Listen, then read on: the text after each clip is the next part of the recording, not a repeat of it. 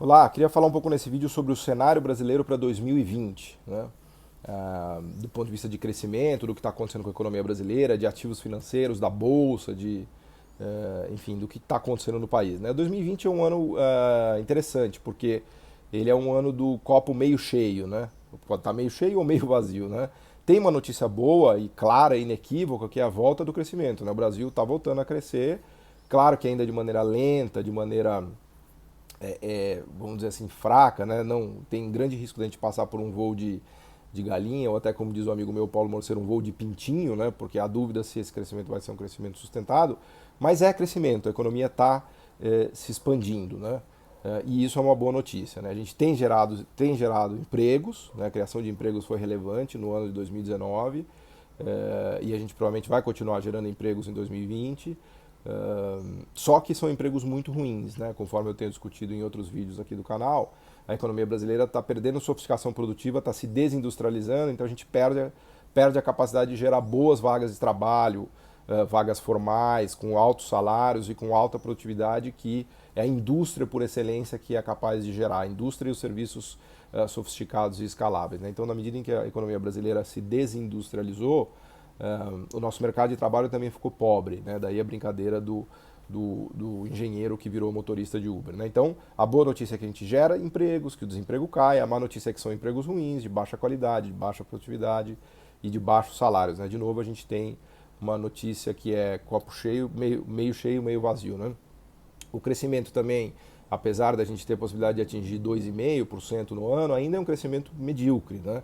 Especialmente se a gente levar em consideração que a gente caiu 8, 9% desde 2015, e ainda falta muito para a gente sequer recuperar o nível de 2014, do PIB de 2014. Então talvez em 2021, 2022 a gente recupere o que a gente produzia em 2014. Então praticamente a gente teve uma década perdida, mais uma década perdida, né? A gente teve a década perdida dos 80, dos 90, teve ali o milagrinho do Lula e da Dilma, né? Eu gostei muito dessa expressão do livro que eu li recentemente da minha amiga brilhante, a Laura Carvalho, né? Ela pegou essa expressão do Edmar Baixa, se não me falha a memória. Então a gente teve um milagrinho, teve um milagrão nos anos 70 e um milagrinho na era Lula e Dilma, e depois aquela capotagem que veio em 2014, 15, 16, tem a ver com má gestão da Dilma, tem a ver com impeachment, tem a ver com Lava Jato, tem a ver com uma série de motivos, que aliás recomendo a leitura. Gravei um vídeo aqui sobre o livro da Laura, A Valsa Brasileira, que está maravilhoso, né, em relação ao detalhamento dessa queda de avião que aconteceu no Brasil em 2014, 15, 16, e como ela mesmo diz, uma queda de avião nunca tem um único motivo, né, uma conjunção infeliz de fatores, né, queda de preço de commodities, enfim, N coisas, mas o fato é que o nosso crescimento está muito aquém ainda do necessário. A nossa renda per capita despencou, porque imagine que nosso PIB caiu 10%, só que a população continua crescendo 1% ao ano, né? Então a gente teve a queda de 10%, em termos per capita, significou uma queda muito maior. A nossa renda per capita caiu aí provavelmente 15, 20%, né?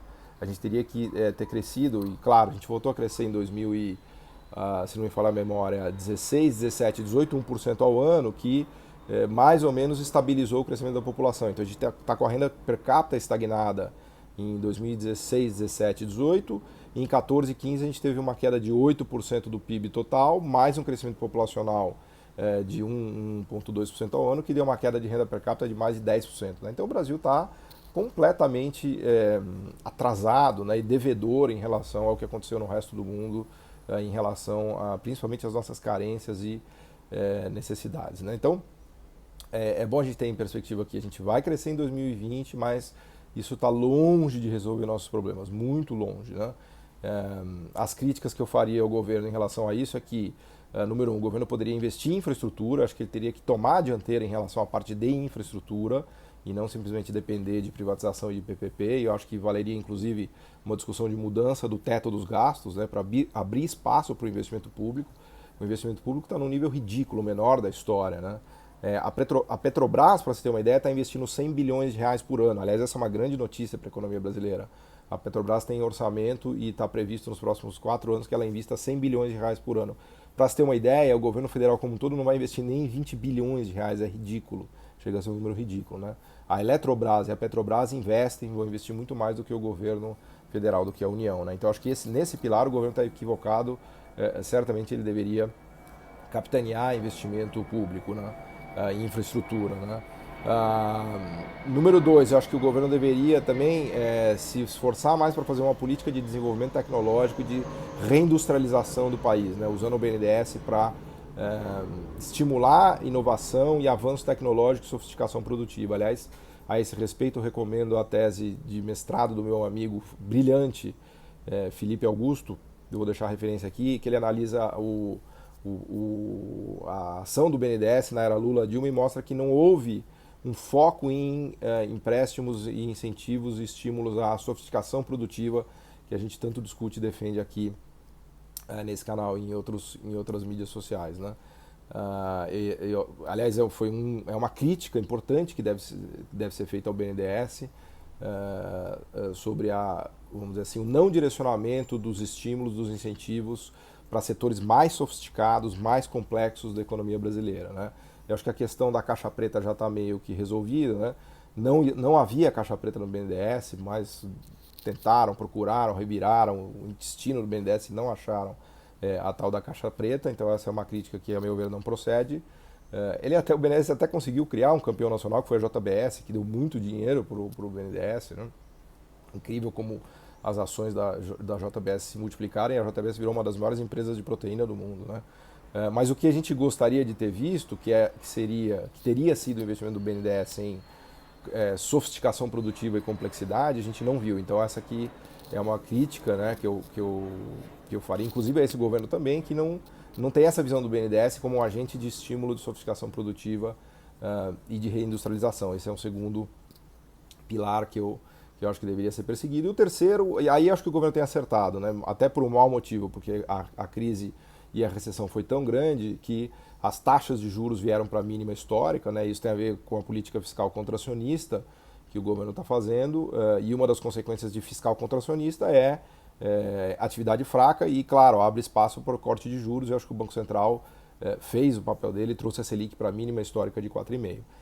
O meu medo é que o governo deixe agora o câmbio se apreciar. Né? Se houver uma melhora de sentimento em relação ao Brasil, existe uma tendência que o câmbio venha abaixo de R$4, e isso pode de novo atrapalhar a recuperação industrial brasileira. Então, o terceiro pilar que eu recomendaria, que eu acho que deveria ser feito, é deixar o câmbio mais desvalorizado, acima dos R$4, não pode deixar o câmbio cair abaixo de 4, e tentar manter esse mix de política macro, esse sim que eu acho acertado. Até fiz a piada e a brincadeira que parece com a nova matriz, né? A nova matriz econômica do ponto de vista macro, a famigerada nova matriz econômica era composta de câmbio desvalorizado e juros baixos. Né? Claro que na parte fiscal havia diferença, mas nesse pilar juro baixo e câmbio desvalorizado é o que a gente está vendo hoje, e eu acho que o governo deveria trabalhar intensamente para manter essa estrutura de políticas macro que pode ajudar muito na recuperação do país. Então nisso, a princípio, eu acho que o governo está acertando. Ele erra no uso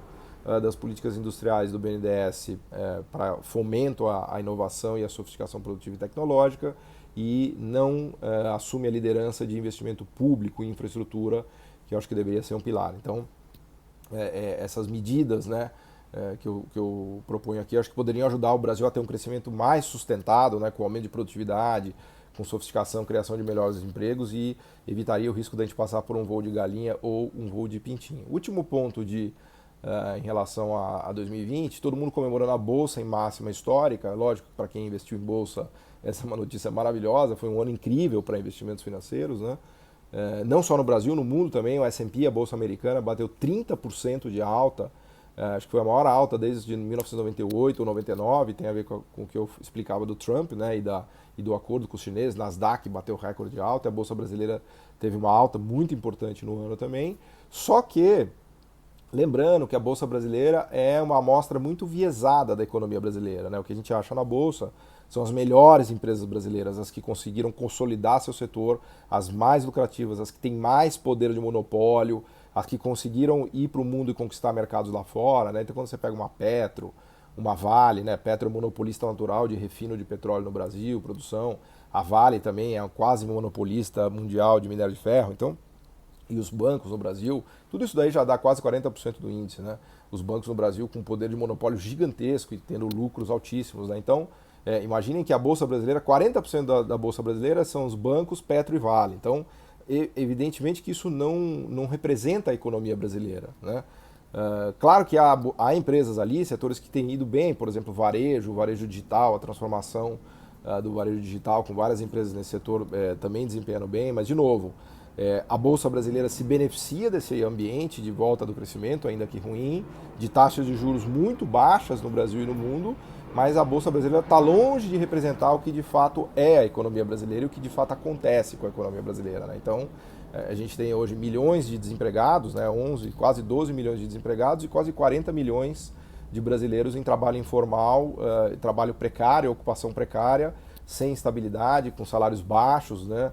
E principalmente sem produtividade. Então a Bolsa não tem nada a ver com isso, né? São dois universos paralelos, por assim dizer, né? Por isso que dá muito conflito. As pessoas falam, tá vendo, o governo está indo bem, a economia voltou a crescer, a Bolsa está em máxima histórica. Sim, isso é uma parte da história. A outra parte da história é que a gente não tem capacidade de gerar bons empregos, o mercado de trabalho está numa situação ainda dramática, né? Com alto desemprego, com alta informalidade, e esse crescimento baixo que a gente observa, ele é absolutamente incapaz de resolver os problemas que a gente tem no Brasil de desigualdade, de miséria, de carência de bons empregos e assim por diante, né? Então a gente fica com essas duas histórias, né, que completam, né, ou constroem esse quadro do copo meio cheio ou meio vazio. Então tem boas notícias e tem más notícias e elas estão convivendo, né? E essa é um pouco a tônica do ano de 2020, né? O ano do copo meio cheio ou meio vazio. Obrigado.